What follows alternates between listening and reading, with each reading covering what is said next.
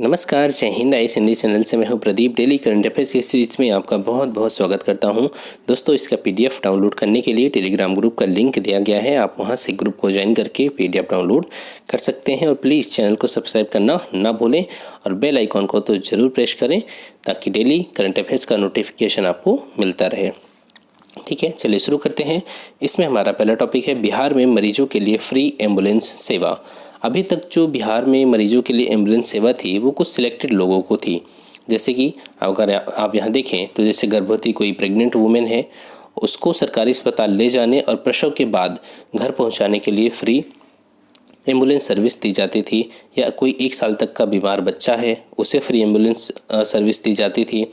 या जो 60 साल से ज़्यादा के बुज़ुर्ग हैं या जिनके पास राशन कार्ड है, ठीक है, जो रेफर बच्चे हैं, चमकी बुखार, अभी जब बिहार में चमकी बुखार आया था, काफ़ी चरम पे था, तो चमकी बुखार से बीमार बच्चों को भी फ्री एम्बुलेंस सेवा दी जाती थी। लेकिन अब सरकार ने क्या किया, अब सरकार सभी मरीजों को एम्बुलेंस सेवा का लाभ फ्री में प्रोवाइड करेगी।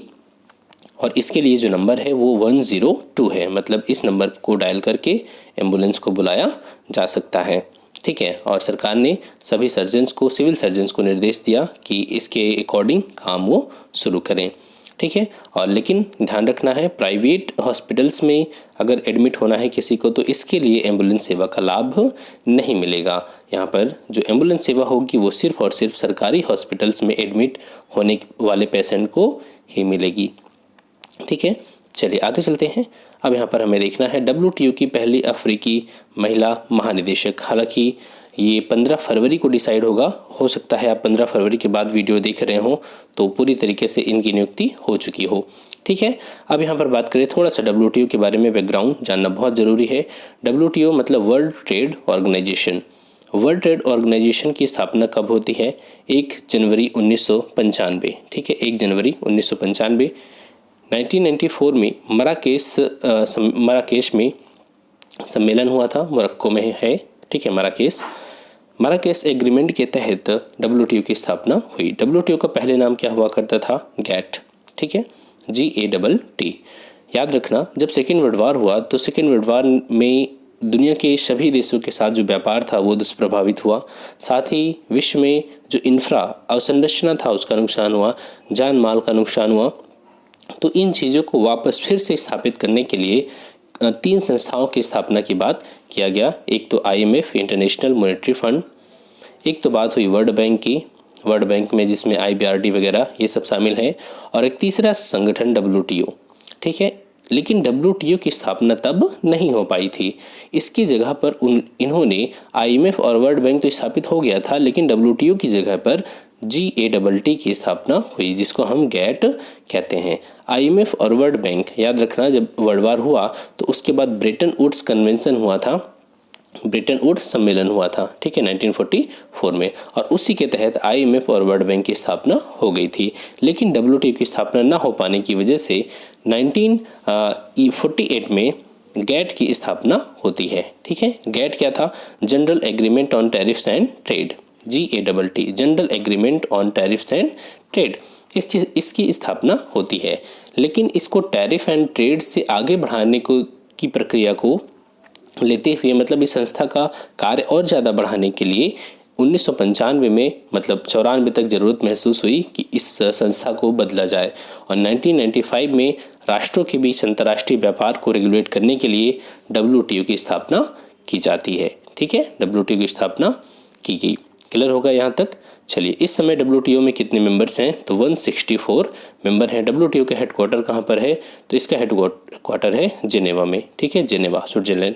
और यहाँ पर जो IMF और वर्ल्ड बैंक है, इसका हेडक्वार्टर कहाँ पर है? इन दोनों का ही हेडक्वार्टर है वाशिंगटन DC में। क्लियर हो क्या? चलिए आगे चलते हैं। अब यहाँ पर हमें देखना है कि WTO की पहली अफ्रीकी महिला महानिदेशक, उनका नाम है, वो नाइजीरिया की हैं। नाइजीरिया कहाँ पर है? अफ्रीका में एक देश है। नाइजीरिया की नागोजी ओकोंजो-इवेला। क्या नाम है? नागोजी ओकोंजो-इवेला WTO की महानिदेशक बनने वाली पहली महिला और अफ्रीका, ठीक है, अफ्रीका की पहली महिला है।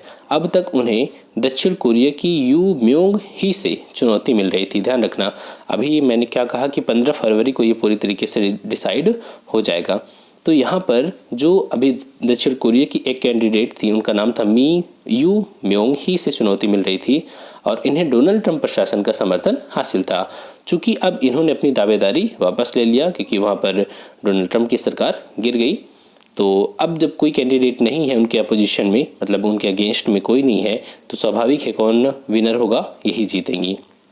ठीक है, चलिए अब यहाँ पर अगर हम बात करें नाकोंजी ओकोंजा-इवेला के बारे में, तो ये अपने आप में 25 सालों से वर्ल्ड बैंक और नाइजीरियाई वित्त मंत्री के रूप में 2 कार्यकाल और इनका रहा है। साथ ही अर्थशास्त्र, अंतर्राष्ट्रीय कूटनीति, इनमें इनको काफ़ी विशेषज्ञता हासिल है। ठीक है, WTO के बारे में बात करें तो यहाँ पर हम बात कर चुके हैं कि 1 जनवरी 1995 में इसकी स्थापना होती है मराकेश समझौते के तहत।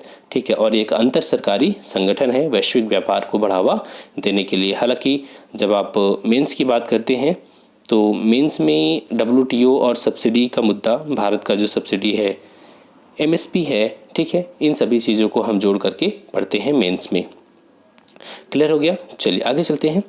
नरेंद्र मोदी द्वारा किया जाएगा विश्व सतत विकास शिखर सम्मेलन 2021 का उद्घाटन। ठीक है, नाम क्या है? विश्व सतत विकास शिखर सम्मेलन 2021 का उद्घाटन किया जाएगा भारत के प्रधानमंत्री नरेंद्र मोदी जी के द्वारा। ठीक है, किस डेट को आप देख सकते हैं? 10 फरवरी को वीडियो कॉन्फ्रेंसिंग के द्वारा विश्व सतत शिखर सम्मेलन वर्ल्ड सस्टेनेबल डेवलपमेंट समिट 2021 का उद्घाटन किया जाएगा। ठीक है, इसको PMO की तरफ से, जो हमारा प्राइम मिनिस्टर ऑफिस है, उसकी तरफ से प्रेस विज्ञप्ति जारी की गई है। इस बार का थीम क्या होगा? तो इसके लिए थीम होगा सबके लिए सुरक्षित और संरक्षित पर्यावरण और हमारा साझा भविष्य। ठीक है, सबके लिए सुरक्षित और संरक्षित पर्यावरण और हमारा साझा भविष्य। ठीक है, अब यहाँ पर देखें तो इसका जो आयोजन है वो किसके द्वारा किया जा रहा है? The Energy and Resources Institute के flagship event World Sustainable Development Summit का 20वां संस्करण ऑनलाइन आयोजित किया जाएगा। ठीक है, अब यहाँ पर कुछ चीज़ें और देख लीजिए। शिखर सम्मेलन में जलवायु परिवर्तन की लड़ाई और में कई सरकारें, व्यापारिक नेता, शिक्षाविद, जलवायु वैज्ञानिक, युवा, नागरिक समाज, सब लोग एक साथ आते हैं। नवीकरणीय ऊर्जा, ठीक है, यहाँ देखिए कौन कौन से जो पार्टिसिपेट करते हैं इसमें, तो जलवायु परिवर्तन मंत्रालय, नवीन और नवीकरणीय ऊर्जा मंत्रालय, पृथ्वी विज्ञान मंत्रालय, ये सब शिखर सम्मेलन के प्रमुख भागीदार होते हैं। ठीक है, साथ ही भारत का पर्यावरण, वन और जलवायु परिवर्तन मंत्रालय, इसका पूरा नाम है। आगे चलते हैं, इसमें क्या चर्चा होगी तो आप देख सकते हैं यहाँ पर जो, ठीक है, इसको छोड़ सकते हैं, PT के लिए इतना इंपॉर्टेंट नहीं है। आगे चलते हैं। उत्तर प्रदेश में लैंड होल्डिंग की पहचान करने के लिए यूनिकोड, मतलब एक कोड होगा, उस कोड से पता चल जाएगा किसके पास कितनी जमीन या संपत्ति है। ठीक है, ये शुरुआत किया जा रहा है उत्तर प्रदेश में। इसमें 16 अंकों का एक यूनिकोड जारी किया जाएगा। ठीक है, इस कोड के माध्यम से भूमि का विवरण जान सकेगा, कोई भी व्यक्ति जान सकता है कि इस व्यक्ति के पास कितनी संपत्ति है। ठीक है, चलिए आगे चलते हैं। ईशांत शर्मा टेस्ट क्रिकेट में 300 विकेट लेने वाले 6ठे भारतीय गेंदबाज बने। आप जानते हैं कि इस समय इंग्लैंड और भारत के बीच, जब मैं वीडियो को बना रहा हूं तो उस समय टेस्ट सीरीज चल रही है और 8 फरवरी 2021 को चेन्नई में इंग्लैंड के खिलाफ अपने 98वें टेस्ट क्रिकेट में 300 विकेट लेने वाले 6ठे भारतीय गेंदबाज बने। इससे पहले कौन कौन से हमारे भारतीय प्लेयर हैं जिन्होंने 300 से ज़्यादा विकेट लिया, तो आप देख सकते हैं। पहला नंबर अनिल कुंबले, और फिर कपिल देव, एक मिनट, अनिल कुंबले, कपिल देव, रविचंद्रन अश्विन, हरभजन सिंह और जहीर खान। ठीक है, ये 5 वो अन्य भारतीय हैं जिन्होंने 300 से ज़्यादा विकेट लिया और 6ठे बन गए यहाँ पर ईशांत शर्मा। ठीक है, 6ठे भारतीय बने हैं 300 विकेट लेने वाले। अब चलते हैं MCQs की ओर। हाल ही में किस राज्य ने मरीजों के लिए फ्री एम्बुलेंस सेवा देने की घोषणा किया है? ठीक है, तो UP, मध्य प्रदेश, बिहार और उड़ीसा अभी तक सिलेक्टेड कैंडिडेट को दिया जाता, मतलब सिलेक्टेड पेशेंट्स को दिया जाता था, लेकिन अब सभी पेशेंट्स को फ्री एम्बुलेंस सेवा दी जाएगी और इसके लिए नंबर क्या है? 102। इस नंबर को डायल करके एम्बुलेंस को बुलाया जा सकता है, केवल और केवल सरकारी हॉस्पिटल्स में एडमिट होने के लिए, प्राइवेट में नहीं। नवनिर्वाचित WTO महानिदेशक नागोसी ओकोंजी-इवेला किस राष्ट्र की नागरिक हैं? Liberia, Nigeria, Cuba, Brazil.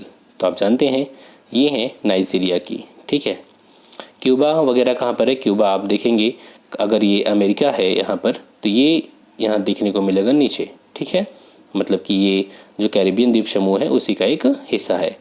इसके अलावा यहाँ पर ब्राज़ील की राजधानी ब्राज़ीलिया, ठीक है। चलिए आगे चलते हैं।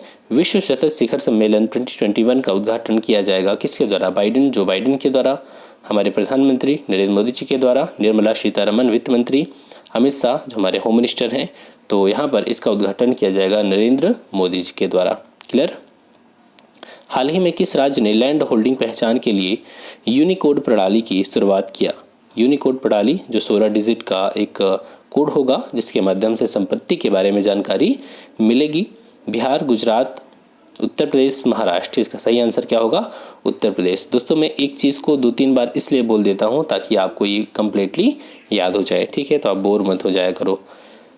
आगे बात करें, हाल ही में किस भारतीय गेंदबाज ने टेस्ट क्रिकेट में 300 विकेट लेने का कीर्तिमान स्थापित किया? रविचंद्रन अश्विन, ईशांत शर्मा, मोहम्मद शमी, जसप्रीत बुमराह। तो आप जानते हैं इनका नाम है ईशांत शर्मा। इससे पहले जो हमारे 5 प्लेयर हैं, मतलब कि हमारे खिलाड़ी हैं, वो कौन कौन से हैं? जहीर खान, कपिल देव, हरभजन सिंह, अनिल कुंबले और आर अश्विन। ये 5 वो प्लेयर हैं जिन्होंने इनसे पहले, ईशांत शर्मा से पहले 300 से ज़्यादा विकेट या 300 विकेट हासिल किया है।